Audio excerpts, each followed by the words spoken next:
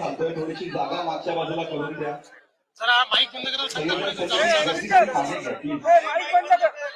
जाऊन सांगा ना जरा जाऊन सांगा.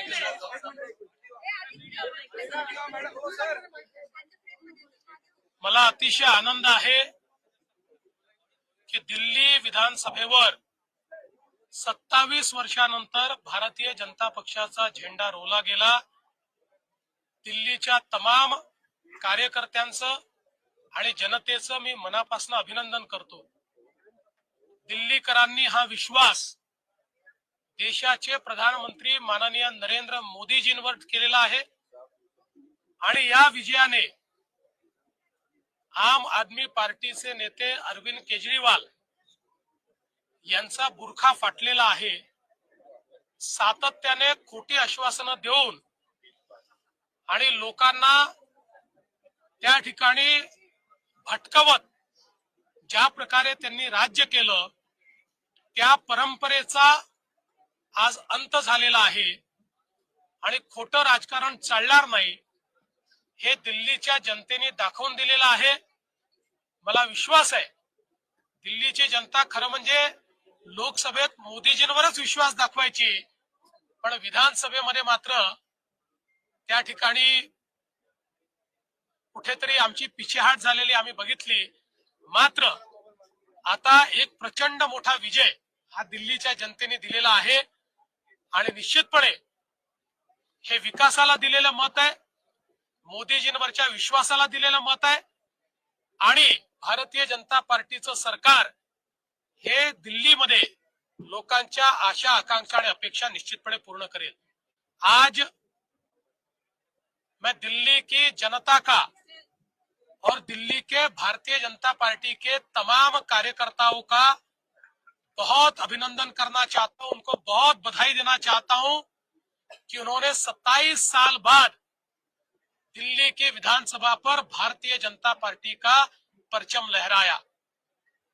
ये विश्वास देश के प्रधानमंत्री माननीय नरेंद्र मोदी जी के ऊपर है, ये उनके कार्य के ऊपर है और एक प्रकार से दिल्ली की जनता ने आम आदमी पार्टी के नेता श्री अरविंद केजरीवाल जी इनका नकाब उतार दिया है. लगातार झूठ और फरेब की जो राजनीति उन्होंने की और जिस प्रकार से अन्ना हजारे जी का हाथ पकड़कर भ्रष्टाचार विरोधी आंदोलन के माध्यम से अपनी राजनीति को शुरू करते हुए वे भ्रष्टाचार के आइकॉन बने, मुझे लगता है उसका जवाब दिल्ली की जनता ने दिया है. भारतीय जनता पार्टी पर ये जो विश्वास दिल्ली की जनता ने दिखाया है, मेरा मानना है आने वाले दिनों में दिल्ली वासियों के जीवन में बीजेपी परिवर्तन लाएगी. काँग्रेसनं खातं सुद्धा खोललेलं एकत्रित मेळावा घेतलेला होता, त्याचा या निकालावर किती परिणाम झाला असं आहे की माझ्या प्रचाराचा वगैरे परिणाम याच्यावर नाही. लोकांनी मोदीजींना साथ द्यायचं ठरवलं होतं. मला एवढाच आनंद आहे की या यज्ञामध्ये एखादी समिधा आमची पण आहे आणि त्यात दिल्लीचा मराठी माणूस हा मोदीजींच्या पाठीशी उभा राहिला याचा मला मनापासून आनंद आहे. काल राहुल गांधींनी पत्रकार परिषद घेतली, मात्र आज निकाल लागला, खातं सुद्धा काँग्रेसला दिल्लीमध्ये खोलता आलं नाही, एकही जागा काँग्रेसला आलेली नाही. मी कालच प्रतिक्रिया दिली होती. राहुल गांधींची कव्हर फायरिंग आहे. त्यांना हे लक्षात आलेलं आहे की दिल्लीमध्ये त्यांना काही मिळणार नाही. त्यामुळे आधीच राहुल गांधींनी हारल्यानंतर काय त्या ठिकाणी बहाणे सांगायचे याची तयारी काल करून ठेवली. राष्ट्रवादीचे डिपॉझिट 27 जागांवरती जप्त झाले. महाराष्ट्रातले तुमचे मित्र पक्ष दिल्लीत मात्र त्यांना फार काही यश येताना त्यांनी प्रयत्न केला. प्रयत्न करणे काही वाईट नसतं. काल अजित पवार पुण्यामध्ये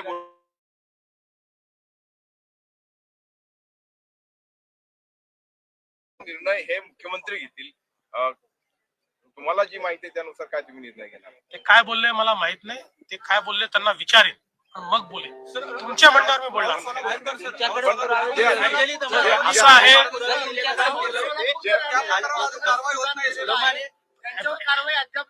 असं आहे की पहिल्यांदा तर एक गोष्ट सगळ्यांनी लक्षात ठेवली पाहिजे की छत्रपती शिवरायांच्या इतिहासावर बोलत असताना जनभावनेचा विचार करूनच आपण बोललं पाहिजे.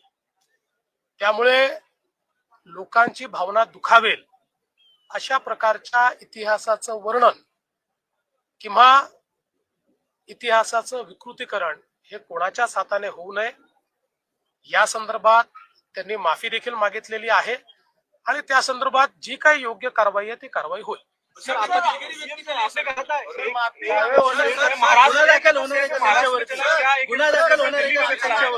देखिए, एक है तो सेफ है, ये दिल्ली में भी चला क्योंकि पूरे देश ने लोकसभा के बाद अनुभव किया कि हम बटेंगे तो राजनीति में भी कटेंगे.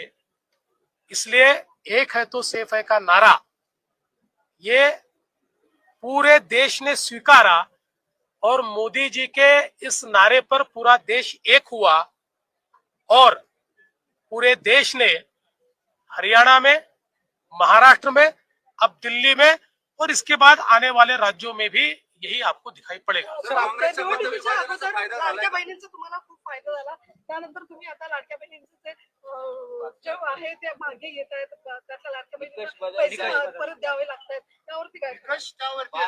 चारचाकी गाडीचा निकष आलेला आहे. कुठलाही नवीन निकष नाही. योजना घोषित केली त्यावेळेस जे निकष होते त्या निकषांपेक्षा वेगळं ज्यांनी अर्ज केला त्यांच्यावरच ही कारवाई होते आहे.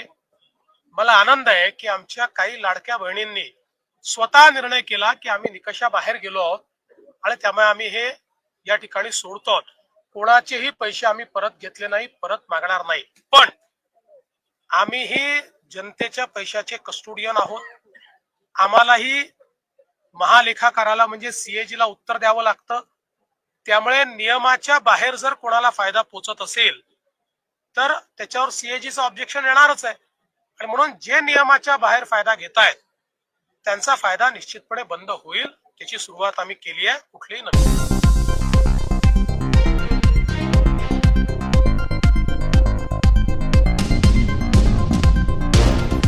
स्मार्टफोन मोबाईलमुळे अनेकांना वेड लागलंय. मग लहान मुले तरी कशी मागे राहतील? लहान मुलांना तर जेवताना हमखास मोबाईल लागतो. मोबाईल दिला नाही म्हणून जेवणच करत नाहीत. काही मुले तर मोबाईलच्या नादात स्वतःचा जीव देत आहेत. लहान वयात मुलांच्या लक्षात येत नाही की जास्त वेळ मोबाईल पाहिल्याने डोळ्यांना इजा पोहोचते.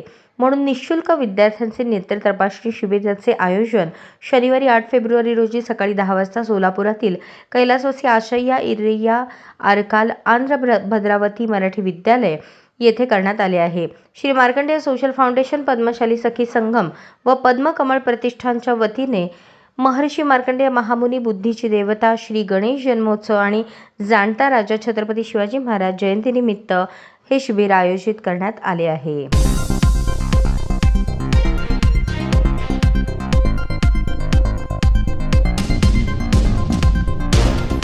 सत्ताधारी आम आदमी पक्षाची धूळधाण करत भाजपने दिल्ली विधानसभा निवडणुकीत दणदणीत विजय मिळवला आहे. पंतप्रधान नरेंद्र मोदी यांच्या चेहऱ्यावर भाजपने ही निवडणूक लढवली होती. प्राथमिक आकडेवारीनुसार भाजप 70 पैकी तब्बल 46 जागा जिंकताना दिसत आहे, तर अरविंद केजरीवाल यांच्या नेतृत्वातील आम आदमी पक्षाला अवघ्या 23 जागांवर यश मिळताना दिसत आहे. दिल्ली विधानसभा निवडणुकीच्या एकूण 70 जागांसाठी बुधवारी मतदान पार पडले. त्यानंतर हाती आलेल्या एक्झिट पोलच्या आकड्यांमध्ये 37 ते 40 जागांसह भाजपचे सरकार स्थापन होऊ शकते असा अंदाज वर्तवण्यात आला होता. तर एक्झिट पोलच्या आकड्यांवर आमचा विश्वास नाही, दिल्लीत आम आदमी पक्षच सरकार स्थापन करणार असा दावा करण्यात आला होता. त्यामुळे निकालात काय होणार याकडे सर्वांचेच लक्ष लागले होते.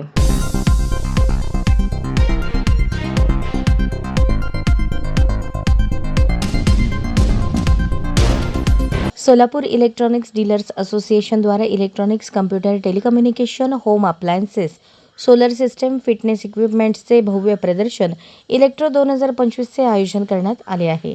दिनांक 12 ते 18 फेब्रुवारी या कालावधीत होम मैदानावर हे प्रदर्शन आयोजित केले असल्याची माहिती सेडाचे अध्यक्ष आनंद येमूर यांनी पत्रकार परिषदेत दिली. यंदा इलेक्ट्रो प्रदर्शनाचे शार्प हे मुख्य प्रायोजक असून हायफा इलेक्ट्रिकल्स, MIT, विश्वप्रयाग युनिव्हर्सिटी हे सहप्रायोजक आहेत. प्रदर्शनाचे उद्घाटन मंगळवार 12 फेब्रुवारी रोजी सायंकाळी 5 वाजता कुमार आशीर्वाद जिल्हाधिकारी यांच्या हस्ते Vasant Joshi, business head, sharp business systems India limited यांच्या उपस्थितीत संपन्न होणार आहे. सलग 7 दिवस चालणाऱ्या इलेक्ट्रो 2025 या प्रदर्शनाचे हे 25वे वर्ष असून सोलापूर जिल्हा, महाराष्ट्र, कर्नाटकच्या आसपासचे सर्व ग्राहक या प्रदर्शनाची वाट पाहत असतात. दररोज दुपारी 4 ते रात्री 9:30 आणि रविवारी सकाळी 11 ते रात्री 9:30 पर्यंत चालणाऱ्या या प्रदर्शनात राष्ट्रीय, आंतरराष्ट्रीय कंपन्यांचा सहभाग असून LED fridge, side by side fridge, air conditioner, music system, washing machine, dish TV, microwave oven, vacuum cleaner, air conditioner, solar system, gas geyser, mobile, tab, iPad, telephone, mixer, food processor, आटा चक्की, air cooler, stabiliser, water purifier, chimney, computer, laptop, printer, office automation systems, fitness equipments आदी प्रदर्शनामध्ये उपलब्ध असतात. सेडातर्फे आयोजित केलेल्या electro 2024ला stall धारकांचा प्रचंड प्रतिसाद होता. यावर्षी सुमारे 300 पेक्षा जास्त स्टॉल्स असून सुमारे 1 लाखांपेक्षा जास्त ग्राहक प्रदर्शनास भेट देतील. प्रदर्शनाचे यंदाचे खास आकर्षण म्हणजे 5 वेगळे आंतरराष्ट्रीय पद्धतीचे जर्मन हँगरमध्ये प्री फॅब्रिकेटेड आणि कंपनी फिटेड स्टॉल्स असणार आहेत.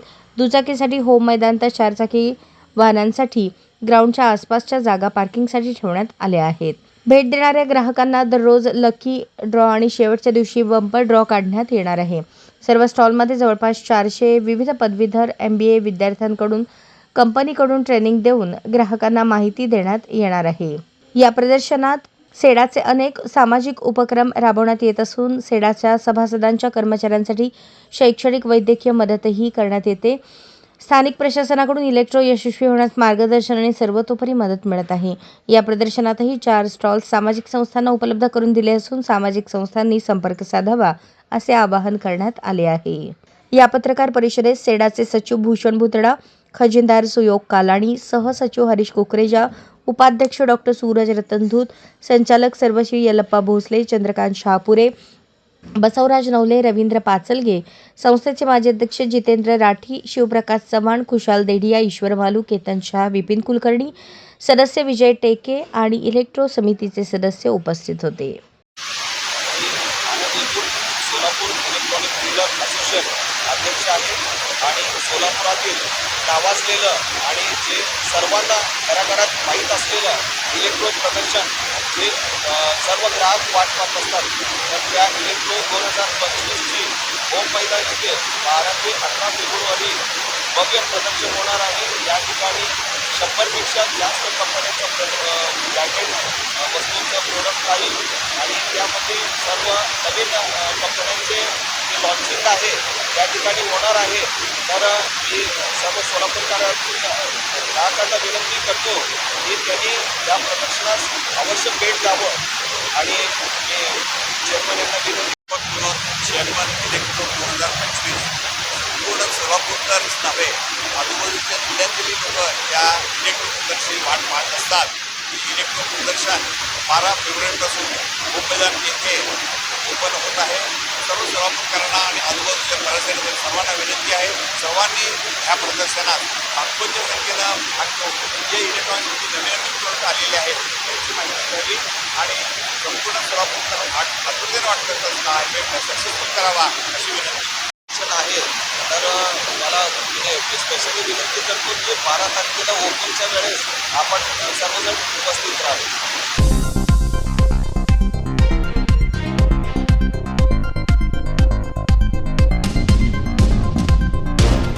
सोलापूर जिल्हा परिषदेतील माध्यमिक शिक्षण विभागात असलेल्या वरिष्ठ सहाय्यकाला 20,000ची लाच घेताना लाचलुचपत प्रतिबंधक विभागाने रंगेहात पकडले आहे. गणेशराम अंकुश मस्के असे त्या माध्यमिक शिक्षण विभागातील वरिष्ठ लिपिकाचे नाव आहे. दुपारी 4च्या सुमारास ही कारवाई झाली. यातील तक्रारदार शिक्षकाची आपल्या शाळेमार्फत वरिष्ठ वेतन श्रेणीसाठी फाईल शिक्षण विभागात आली होती. या फाईलवर शिक्षणाधिकाऱ्यांची सही करून देण्यासाठी 40,000च्या लाचेची मागणी मस्के यांनी तक्रारदार यांच्याकडे केली होती. तडजोडीची 32,000 देण्याचे ठरले. याच दरम्यान तक्रारदाराने लाचलुचपत प्रतिबंधक विभागाकडे तक्रार दाखल केली. त्यातील पहिला हप्ता 20,000चा घेताना दुपारी जिल्हा परिषदेच्या आवारात ही कारवाई झाली.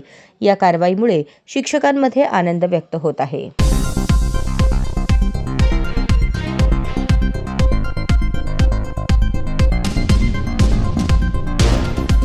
गुन्हेगारीची पाळेमुळे खणून काढणाऱ्या वाहतूक पोलिसांवरच हल्ला होत असल्याची धक्कादायक घटना समोर आली आहे.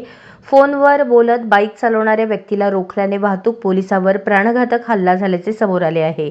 राजेश गणपत नाईक वय 47 असे गंभीर जखमी झालेल्या पोलीस हवालदाराचे नाव आहे. पुण्यातील फुरसुंगीतील भेकराई नगर चौकात हा खळबळजनक प्रकार घडला. राजेश नाईक गंभीर जखमी झाले असून त्यांच्यावर रुग्णालयात उपचार सुरू आहेत. हल्लेखोर फरार असून पोलीस त्याचा शोध घेत आहेत. नाईक यांनी बाईक चालवताना फोनवर बोलणाऱ्या व्यक्तीला अडवले. त्यानंतर रागाच्या भरात त्या व्यक्तीने रस्त्यात पडलेला दगड नाईक यांच्या डोक्यात मारला. यात नाईक गंभीर जखमी झाले असून त्यांच्यावर रुग्णालयात उपचार सुरू आहेत. आरोपी फरार असून पोलीस त्याचा शोध घेत आहेत.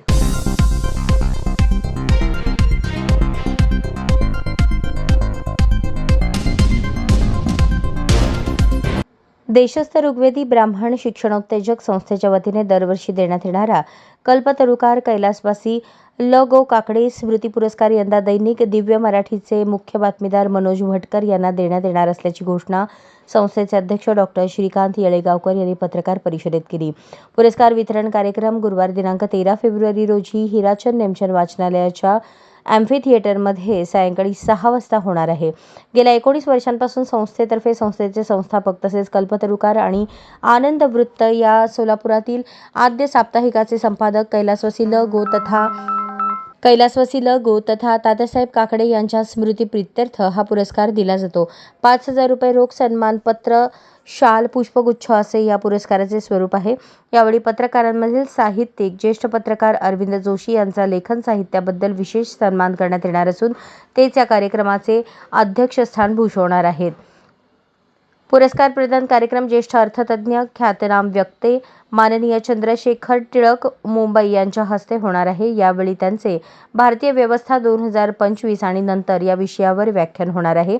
यापूर्वी कैलासवासी अरुण रामतीर्थकर, अरुण खोरे, अविनाश कुलकर्णी, रमेश महामुनी, एजाज हुसेन मुजावर, विजयकुमार पिसे, शांतकुमार मोरे, दत्तात्रय आराध्य, प्रशांत जोशी, रजनीश जोशी, राजा माने, अभय दिवाणजी, श्रीकांत कांबळे, रवींद्र देशमुख, संजय पाठक, विक्रम खेलबुडे, अरविंद जोशी, रेवणसिद्ध जवळगेकर, अश्विनी तळवळकर यांना या पुरस्काराने सन्मानित करण्यात आले होते. देशस्थ ऋग्वेदी ब्राह्मण शिक्षणोत्तेजक संस्था 2 ऑगस्ट 1931 रोजी गरीब आणि होतकरू विद्यार्थ्यांना शैक्षणिक मदत देण्याच्या उद्देशाने सोलापुरात स्थापन करण्यात आली होती. दरवर्षी सुमारे 1 लाख रुपयांचे अर्थसहाय्य गरीब आणि होतकरू विद्यार्थ्यांना संस्थेमार्फत दिले जाते. संस्थेतर्फे वधूवर सूचक मंडळ, गुणीजनांचा सत्कार, स्पर्धा परीक्षेत निवड झालेल्यांचे मार्गदर्शन, शालेय मुलांसाठी पाठांतर स्पर्धा, परिसंवाद, सामुदायिक मौजी बंधन, रक्तदान शिबिर, स्वयंरोजगार प्रशिक्षण शिबिर आदी उपक्रम नियोजित केले जातात. तात्यासाहेब काकडे यांच्या स्मृतिप्रित्यर्थ कल्पतरुकार ल. गो. काकडे स्मृती पत्रकारिता पुरस्कार देऊन आम्ही सन्मानित करतो. यावर्षी आम्ही हा पुरस्कार दैनिक दिव्य मराठीचे मुख्य बातमीदार मनोज भटकर यांना द्यायचं ठरलेलं आहे. 5,000 रुपये रोख, गौरवचिन्ह, पुष्पगुच्छ आणि शाल असे या पुरस्काराचं स्वरूप आहे.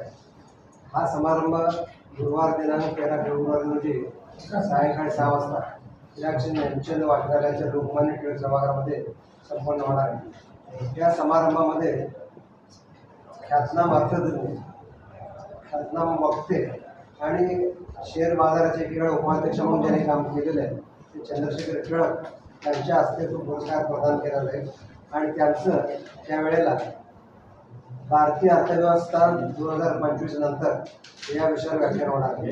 याच कार्यक्रमामध्ये आम्ही सोलापूरचे माजी संपादक, ज्येष्ठ पत्रकार आणि पत्रकारातील लेखक म्हणून प्रसिद्ध असलेले अरविंद जोशी या समारंभाचे अध्यक्ष असणार आहेत आणि त्यांना आम्ही त्यांचा विशेष सन्मान या कार्यक्रमामध्ये करणार आहोत. हा पुरस्कार देत असताना आपल्याला सगळ्यांना माहीत आहे आम्ही कुठे जात, धर्म, पंथ, भाषा बघत नाही. त्या पत्रकाराची कारकीर्द, त्याचा प्रामाणिकपणा या सगळ्या गोष्टीचा विचार करून हा पुरस्कार दिला जातो. आत्तापर्यंत हा पुरस्कार अरुण रामतेकर, अरुण खोरे, अविनाश कुलकर्णी, प्रशांत जोशी त्यानंतर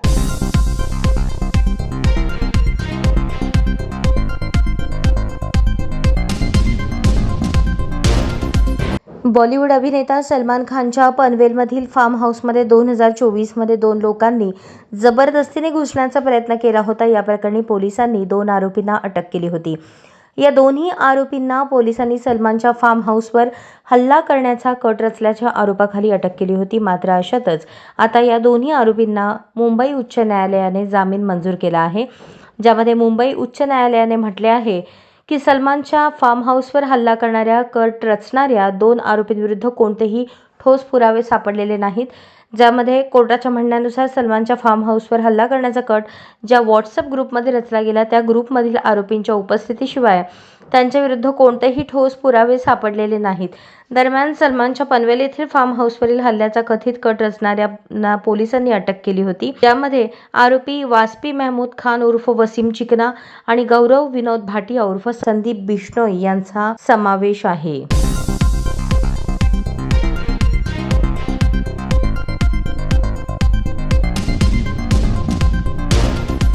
महाराष्ट्रातील सध्या कार्यरत असलेले विमानतळ, नवीन प्रस्तावित विमानतळ यांच्या विस्ताराबरोबरच विमानसेवा व विमानमार्गाचा विस्तार करून महाराष्ट्रातील एकूण विमानसेवांचे सक्षमीकरण करण्यावर विशेष लक्ष दिले जाईल, अशी ग्वाही केंद्रीय विमान वाहतूक राज्यमंत्री नामदार मुरलीधर मोहोळ यांनी दिली. महाराष्ट्रातील विविध विमानतळांच्या प्रश्नांसंबंधी महाराष्ट्र चेंबर ऑफ कॉमर्सचे अध्यक्ष ललित गांधी यांनी आज केंद्रीय विमान वाहतूक राज्यमंत्री नामदार मुरलीधर मोहोळ यांची नवी दिल्ली येथे भेट घेतली. याप्रसंगी ते बोलत होते. लवकरच यासंबंधी चेंबरच्या पदाधिकाऱ्यांसमवेत संयुक्त बैठक घेऊ, अशी ग्वाहीही मंत्री महोदयांनी दिली. सोलापूर विमानतळ पूर्णपणे तयार असून या विमानतळावरून तात्काळ विमानसेवा सुरू करण्याची आणि या विमानतळाला भारतातील विमान निर्मिती उद्योगाचे जनक सोलापूरचे सुपुत्र शेठ वालचंद हिराचंद यांचे नाव देण्याची मागणी ललित गांधी यांनी यावेळी केली. कोल्हापूर विमानतळावरून नवीन मार्ग सुरू करणे, कोल्हापूर दिल्ली, कोल्हापूर जोधपूर या नवीन मार्गांची मागणी सुद्धा यावेळी सादर करण्यात आली.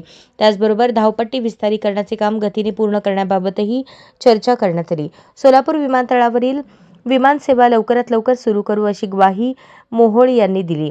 अमरावती, रत्नागिरी विमानतळ सुद्धा लवकरात लवकर सुरू करावेत, असा प्रस्ताव ललित गांधी यांनी सादर केला. तसेच कोल्हापूर विमानतळाला छत्रपती राजाराम महाराज यांचे नाव देण्याच्या निर्णयाची लवकरात लवकर अंमलबजावणी करावी, अशी आग्रही मागणी ललित गांधी यांनी केली. यावेळी महाराष्ट्र चेंबर ऑफ कॉमर्सचे कौशल्य विकास समितीचे चेअरमन संदीप भंडारी उपस्थित होते, अशी माहिती महाराष्ट्र चेंबर ऑफ कॉमर्सचे गव्हर्निंग काउन्सिलचे सदस्य व विमान वाहतूक समितीचे को-चेअरमन केतन शहा यांनी दिली.